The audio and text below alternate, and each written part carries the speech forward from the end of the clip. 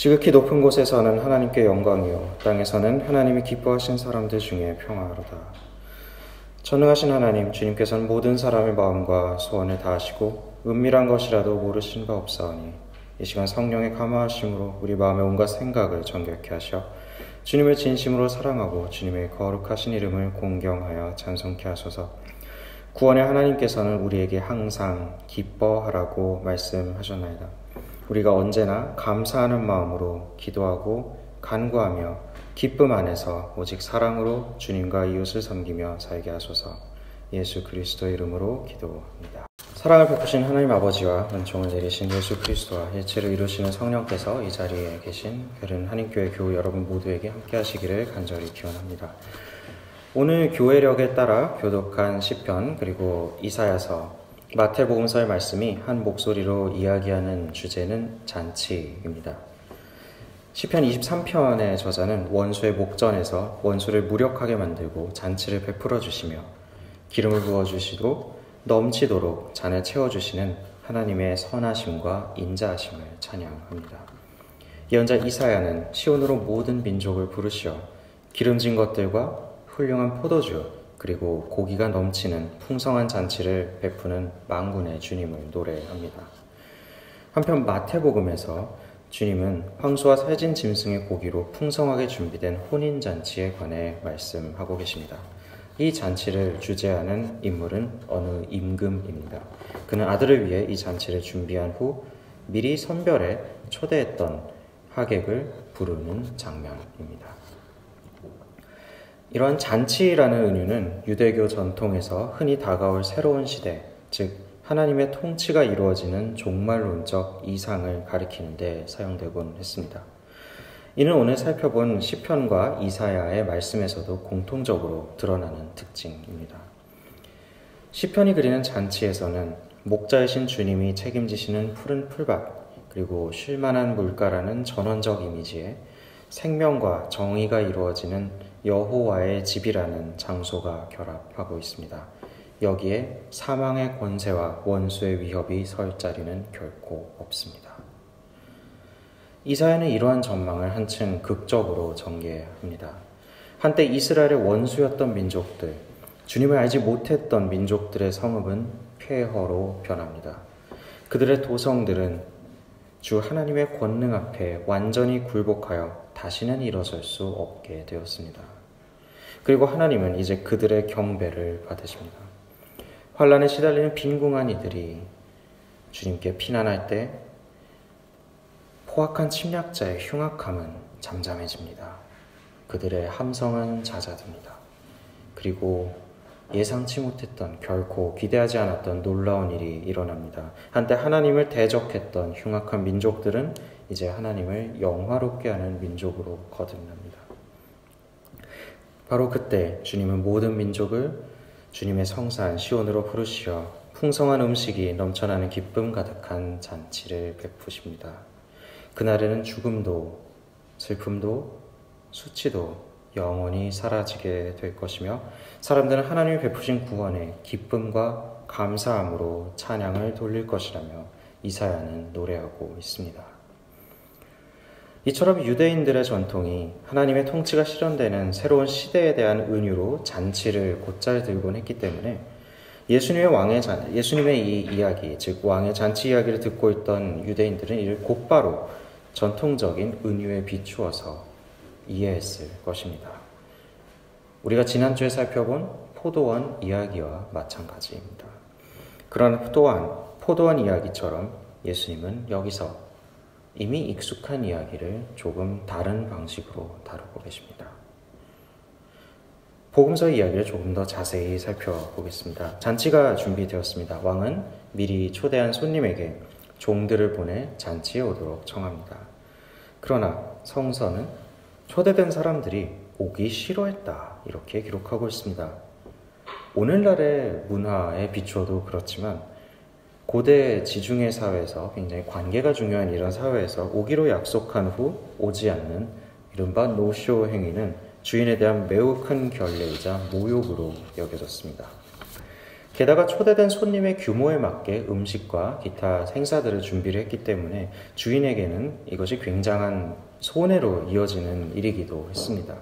하물며 왕의 잔치에 초대받고 이에 응했음에도 불구하고 정당한 사유 없이 단지 오기 싫다라는 이유로 오지 않는다는 것은 있을 수 없는 일이었습니다. 그러나 임금은 그들의 반응을 듣고서는 인내심을 가지고다. 그리고 다른 종들을 보내서 참석을 요청하고 있습니다. 게다가 이번에는 구체적으로 잔치가 얼마나 풍족하게 준비되었는지 알리면서 참석을 권면하고 있습니다. 그러나 사람들은 그들을 거들떠보지도 않았습니다. 누군가는 농사를 하러, 누군가는 장사를 하러 떠나버리고 합니다. 그들에게 자신의 농장, 자신의 장사, 이것은 왕의 초대보다 더 중요했던 것입니다. 그렇게 무시를 하고 떠난 사람들은 차라리 나은 편이었습니다. 어떤 사람들은 이 종들을 붙잡아서 모욕하고 끝내는 무참히 살해하고 마는 모습을 보여줍니다. 이런 상황은 현실적으로 일어나기는 힘든 상황입니다. 어떻게 그 뒷감당을 할 수 있겠습니까? 상식을 뛰어넘는 이런 예수님의 이야기에서 이를 듣던 유대인들은 곧바로 예수님이 무엇인가를 말씀하고 계시다라는 사실을 깨달았을 것입니다. 우리는 이렇게 임금의 종들을 모욕하고 죽이는 그런 초대받은 이들의 모습에서 바로 우리가 지난주에 살펴본 포도원의 이야기, 즉 소출을 요청하는 종들을 폭행하고 끝내는 살해했던 포도원 소작인들의 모습을 겹쳐 읽게 됩니다. 임금의 종들은 주님의 예언자들입니다. 그리고 그들을 살해한 것은 이스라엘 백성이죠. 하나님이 선택해 당신의 나라로 초대하신 이스라엘 백성은 이 목소리, 이 초대의 목소리, 하나님의 초대의 음성을 거부합니다. 그리고 이를 일깨우는 예언자들을 살해했습니다. 지난주에 살펴본 포도원 비유에서 마찬가지로 여기까지는 유대인 독자라면 굉장히 친숙한 전개고 그렇게 문제가 되지는 않습니다. 유대 역사에 대한 당연한 반성이고 이러한 것이 회자되는 것은 매우 흔한 일이었기 때문입니다. 그러나 예수님의 이야기는 여기서 끝나지는 않습니다. 이어진 이야기는 매우 음울하게 흘러갑니다. 풍성한 잔치 이야기는 온데간데 없이 사라지고 곧 진노한 임금은 군대를 보냅니다. 그리고 이들 살인자들의 도시를 진멸합니다. 임금은 말합니다. 혼인잔치가 준비되었다. 그러나 초대된 사람들은 그만한 자격이 없었다. 그렇게 말하면서 종들을 거리로 보냅니다. 그리고 정말로 아무나 다 데려오라고 명합니다. 여기서 우리말 성경이 네거리 길이라고 옮긴 그리스어 단어 디엑소도스는 그리스어 구약 성서인 70인역 성서에서는 길이 끝나는 지점을 의미하는 단어로도 사용됩니다. 그래서 우리가 그 용례를 따른다면 그야말로 임금의 나라 끝까지 가서 있는 그대로 모든 사람들을 데려오라는, 모든 사람들에게 이 초대를 전하라는 명령이라고 이해할 수 있습니다. 그렇게 종들은 거리에 나가 나쁜 사람, 좋은 사람 할 것 없이 모든 사람들을 임금의 잔치로 초대합니다. 일찍이 초대받은 이들을 위해 준비했던 잔치는 새롭게 초대받은 사람들로 가득 찼습니다. 그렇게 이야기는 해피엔딩으로 끝나는 것 같습니다. 그런데 무언가 꺼림칙한 마음을 지울 수 없습니다. 악한 사람은 왜 초대된 것일까요? 왠지 이 잔치에서 무엇인가 안 좋은 일이 일어날 것 같은 느낌이 듭니다. 아니나 다를까 이어지는 단락은 독자의 우려를 현실로 만듭니다. 왕이 손님을 보러 잔치에 초대받은 이들 가운데로 들어갑니다. 이것은 굉장히 특징적인 단락인데 왜냐하면 고대 지중해 세계의 연회 문화와는 다르기 때문입니다. 잔치를 주재한 인물이 있다면 그는 손님이 모두 식탁 앞에 착석했을 때 마지막으로 나타나 잔치를 진행하는 것이 관행이었기 때문입니다. 게다가 임금은 여기서 손님들 사이를 돌아다니면서 그들을 눈여겨보기 시작합니다. 그리고 어떤 사람을 발견하고는 지적합니다. 우리는 임금이 지적한 사람이 여기에 와서는 안 될 사람, 곧 악한 사람일 것이라고 생각하게 됩니다. 그러나 임금이 문제 삼은 것은 전혀 다른 사람이었습니다. 임금은 한 사람 앞에 섭니다. 그리고 그를 부릅니다. 친구여. 여기서 친구라고 옮기고 있는 그리스어 단어 헤타이로스는 동지라는 뜻으로 옮길 수 있고, 이런 연회에서는 연회에 참석한 이를 부르는 일반적이며 친근한 호칭이었습니다.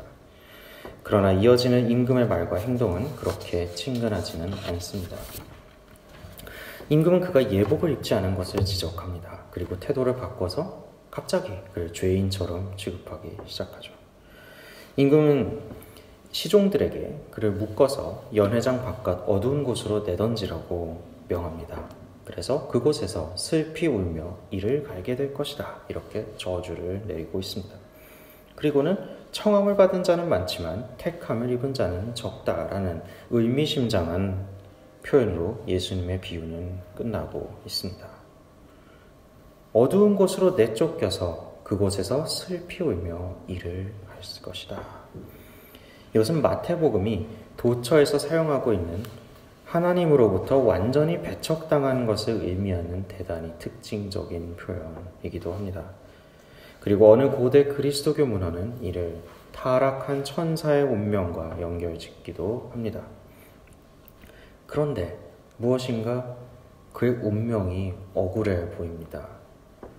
얼떨결에 초대를 받아왔는데 예복이 없다는 이유로 이렇게 박대를 당하다니요.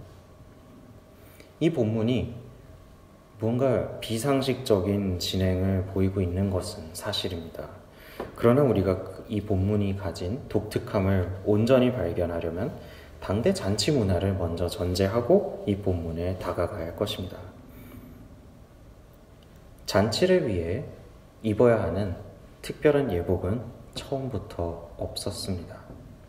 다만 잔치에 초대받은 이라면 적어도 가진 옷들 중 가장 단정하고 가장 적절한 그런 옷을 입고 가는 것이 기본적인 예의였습니다. 지저분한 옷차림으로 나타난 것은 주인에 대한 심각한 결례였습니다. 본문은 종들이 거리로 나가 모든 사람을 잔치로 데려왔다고 전합니다. 그러나 종들이 한 사람 한 사람을 잡아서 납치하다시피 끌고 왔던 것은 아닙니다. 적어도 하던 일을 관두고 집에 들어가서 가장 깔끔한 옷으로 갈아입을 시간 정도는 있었을 것입니다. 어떤 사람들은 이 초대를 받은 동시에 하던 일을 그만두고 곧바로 집으로 들어갔을 것입니다. 그리고 임금의 자비에 감사하는 마음으로 원래 이 자리에 있을 수 없었으나 초대받았다는 사실에 그저 과분한 마음으로 소박하지만 가장 깨끗한 옷을 꺼내 입고 연회장으로 향했을 것입니다. 그러나 그렇지 않은 사람도 있었습니다. 이것이 웬 횡재냐는 생각에, 혹은 자신이 초대받아 마땅한 그런 권리를 누리고 있다라고 생각하면서 넘쳐나는 음식과 포도주만을 떠올리면서 연회장으로 향했던 것입니다. 따라서 예복이 없어서 쫓겨났다고 억울하다고 할 이유는 없습니다. 그렇기 때문에 복음서는 그들이 잘못을 꾸짖는 임금 앞에서 아무 말도, 어떠한 항변도 하지 못했다고 기록합니다. 예수님의 이야기는 청함을 받은 자는 많으나 택함을 입은 자는 적다라는 의미심장한 구절로 마무리되고 있습니다. 부르심을 받은 사람은 많으나 선택된 자는 적다. 이 구절은 오늘 이 잔치의 비유를 한마디로 설명하고 있습니다. 첫 번째 그룹의 손님이 있었습니다. 이미 초대된 손님들이 있었죠. 그러나 그들은 그 잔치에 참여하지 않았습니다. 이를 대신하여 두 번째 그룹의 손님이 다시 초대됩니다. 그러나 그들 모두가 잔치에 참여하는 즐거움을 누리는 것은 아닙니다. 예복, 다시 말해 잔치에 합당한 적절한 의복을 입고 나타난 그 의복을 입고 이 잔치의 자리에 나온 이들만이 잔치에 참여할 수 있는 자격을 얻게 됩니다. 다시 말해 모두가 초대받지만 모두가 잔치에 참여하게 되는 것은 아닙니다. 잔치에 참여하는 최종 인원으로 택함을 입기 위해서는 어느 수준에 도달해야 합니다. 그리고 여기에 도달하거나 도달하지 못하는 것은 자신의 선택에 달려 있다라는 것이 오늘 마태복음 저자가 우리에게 주는 무거운 말씀입니다. 예수님의 이야기가 하나님 나라를 이야기하고 있다는 사실은 분명합니다. 그리고 이 비유는 앞서 지난주에 살펴본 포도원 이야기가 암시했던 전망을 입증합니다.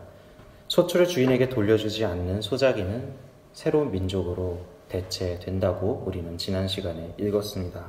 그러나 그렇게 대체된 새로운 소작인들 또한 소출을 돌려주지 않는다면, 오늘의 비유에 따르자면 예복을 입고 오지 않는다면 그들 또한 하나님의 나라에 발을 붙이지 못하게 될 것입니다.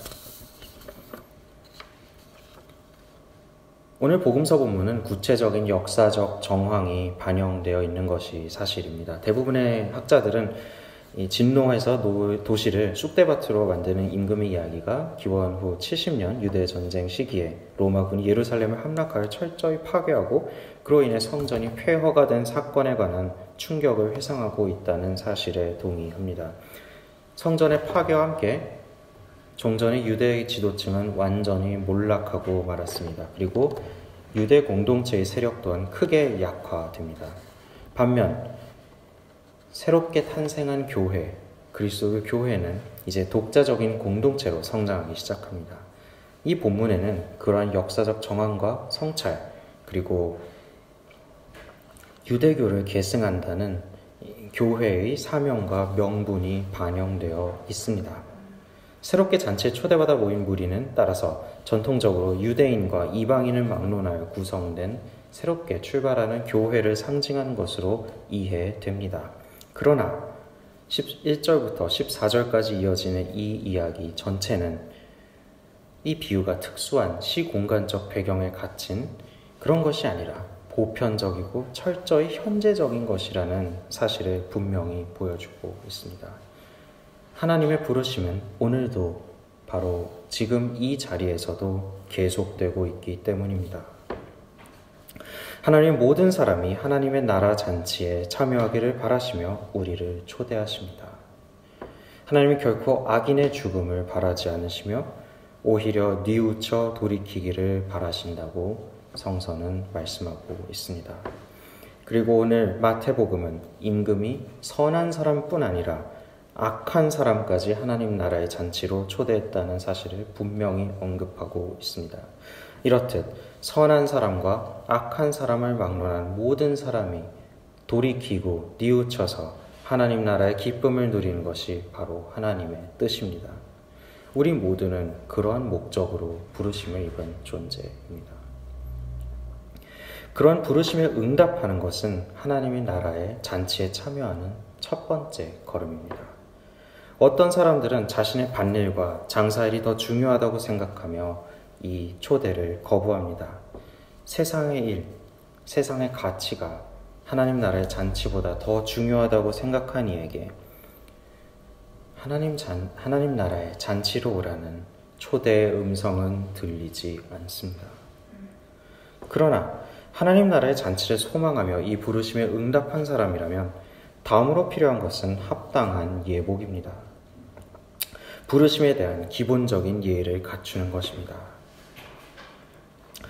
교회의 해석에 따라 잔치에 초대된 이를 교회라고 이해한다면 마태복음서가 전하는 이 말씀은 교회에 있다는 사실이, 우리가 이 자리에 나와 있다는 사실이 구원을 담보하는 것은 아니라는 엄중한 경고로도 읽힙니다.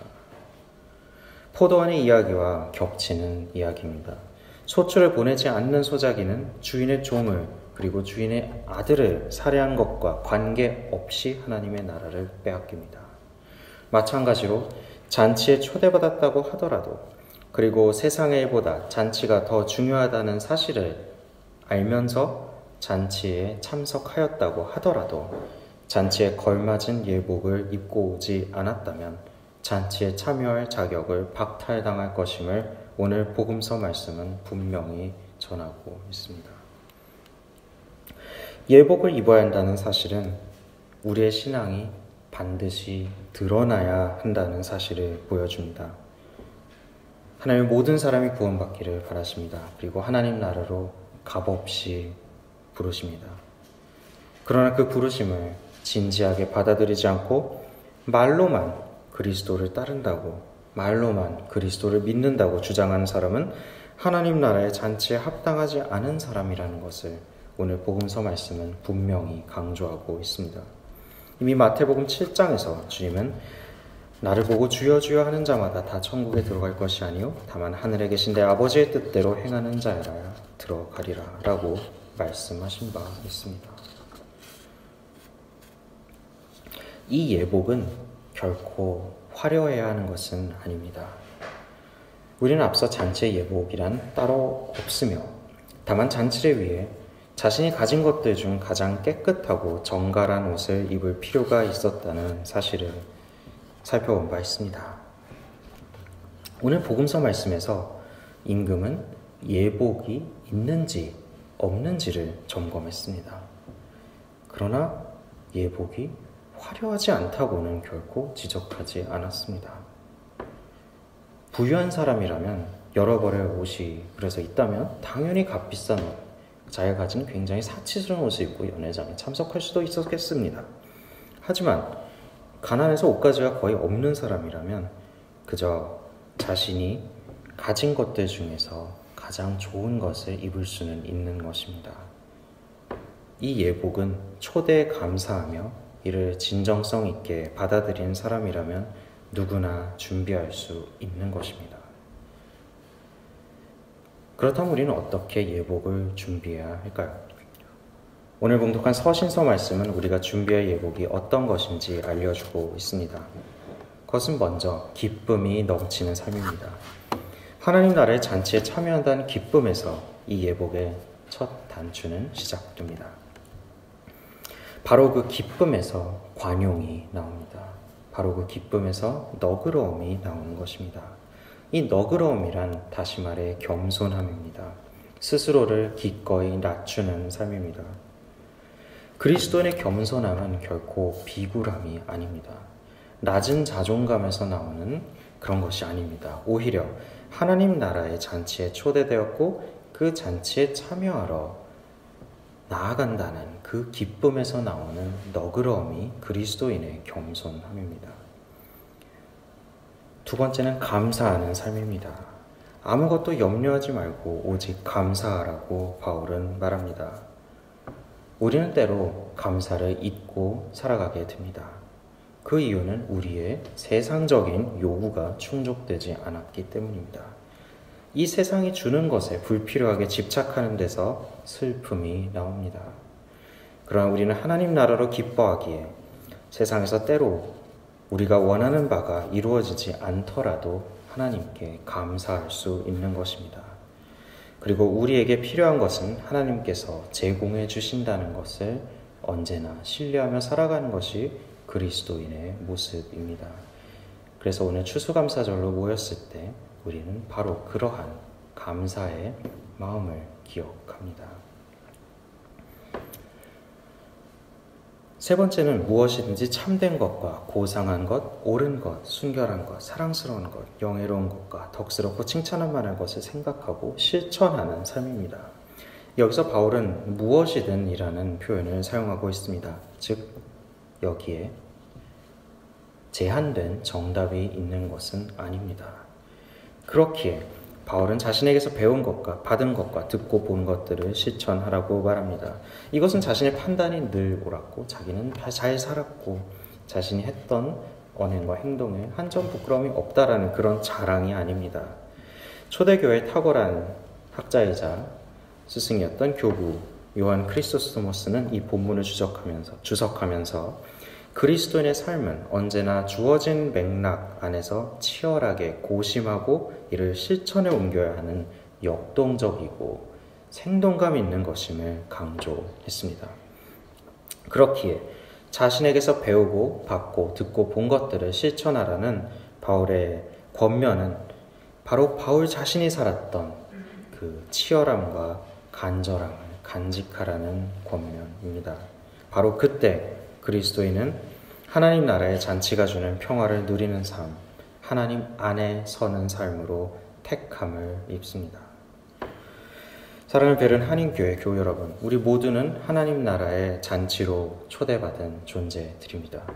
그리고 이 자리에 나와 있다는 것은 그 부르심에 응해 발걸음을 내딛기 시작했다는 사실을 의미합니다. 이제 우리는 돌아볼 필요가 있습니다. 우리는 감사함으로 그 잔치에 합당한 예복을 준비해 잔치로 나아가고 있습니까? 아니면 잔치의 고기에 눈이 멀어 기본적인 예의를 갖추지 않은 채 안일한 발걸음을 옮기고 있을 뿐입니까?